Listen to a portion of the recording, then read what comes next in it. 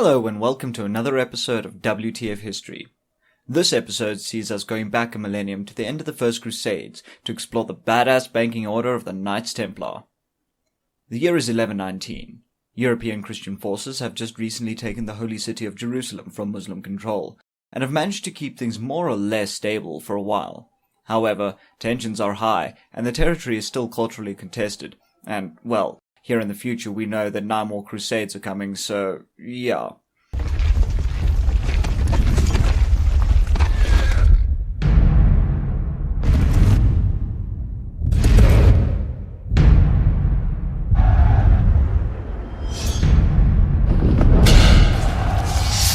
What you do every day, you will be a good man. What God desires is here and here. That should give you a better idea of what things were like. The Knights Templar is formed by French nobleman Hugh de Payne to protect travellers on their pilgrimage to the Kingdom of Jerusalem, or the Holy Land. As mentioned, this was actually a rather dangerous thing to do, since the whole route was infested with bandits and various small groups of Muslim fanatics eager to massacre infidels. Despite this, the Templars were well suited to the task. Even though their role in all of this was mostly supportive, these knights were well-trained fighters, and even seasoned veterans in some cases. Even cooler, they were forbidden from retreating in battle unless outnumbered 3-1, and were often used to break enemy lines in suicide charges, which they gladly conducted.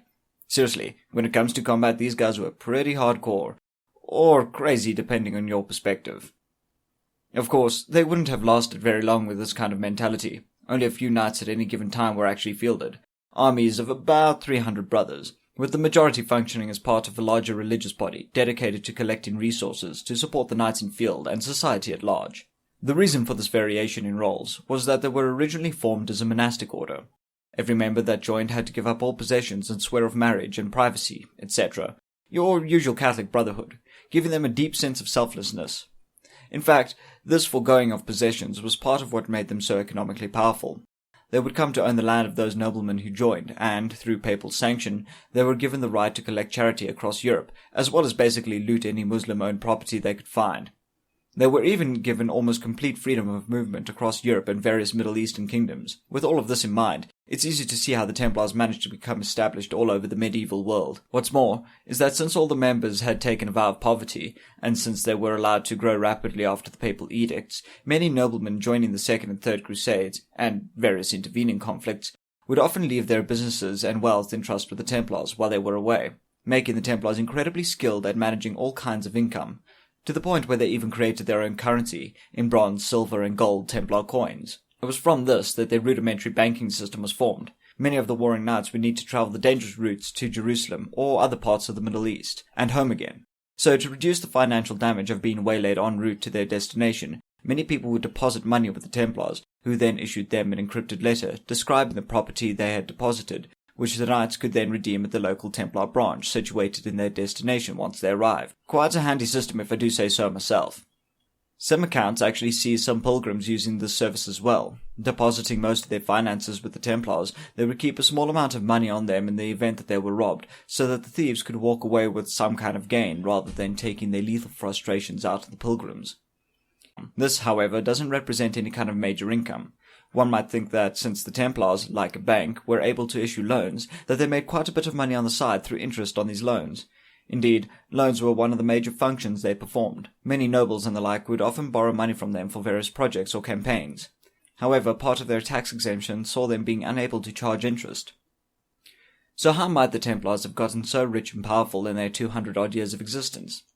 Well, recall that they had a lot of property donated to them, so they would circumvent the various obstacles in their way by simply charging rent on these lands, among other things, rendering income that way. Many buildings today are left over from various Templar projects, holding the word temple in their name, such as Temple Bar, as well as a circular structural design. While it is difficult to accurately assess the full extent of the Templar holdings, sources claim that at the height of their power they held up to 800 castles, which they used as banks that stretched all the way from France to the Holy Land. Of course, with this kind of success and power, people will become quite concerned, such as the Knights Teutonic and the Knights Hospitaller, who were in direct competition with the Knights Templar. The Templars had grown in power quite rapidly and sought to even start their own country in the same manner that the Teutonic Knights had founded Prussia, and this kind of expansion worried the Church and many of the nobles. Ultimately, the catalyst that brought all of this to an end appears to be the actions of French monarch Philip IV. Philip IV was quite desperate for financial aid in his war with England, and wanted to acquire the funds to do so by way of the Templars' lending system. The Templars, though, refused his request time and time again, but eventually, under duress, loaned him the money he needed. Philip IV, as a consequence, became highly indebted to the Templars and the Jewish community as a result of his lending, and so Philip the Fair eventually expelled the Jews from France and began to accuse the Templars of heresy.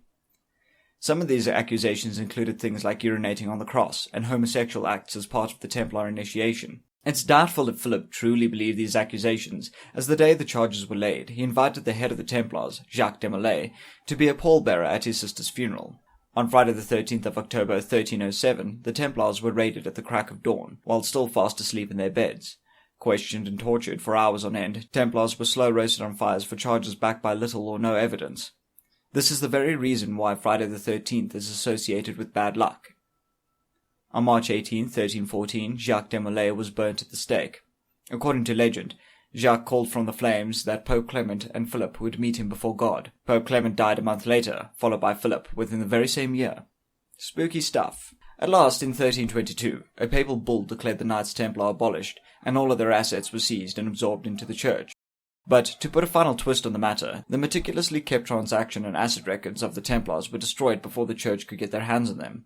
This is why we're not exactly sure as to the full extent of the Templar holdings. Consequently, rumours abound as to what might have truly happened to all the wealth the Templars had accumulated. Some rumours say that the Templars fled in 18 ships with a full complement of their knights and untold wealth. Further theories state that the Freemasons are a surviving order of the Templars in hiding. Some even say that all of their wealth is buried in a 90-foot hole in Oak Island. Who knows? But enough with wild speculation. I hope you enjoyed this very brief look into the crazy origins of the world's first modern banking organization. Check below the video for some interesting links related to this topic. See you next time, and thanks for watching.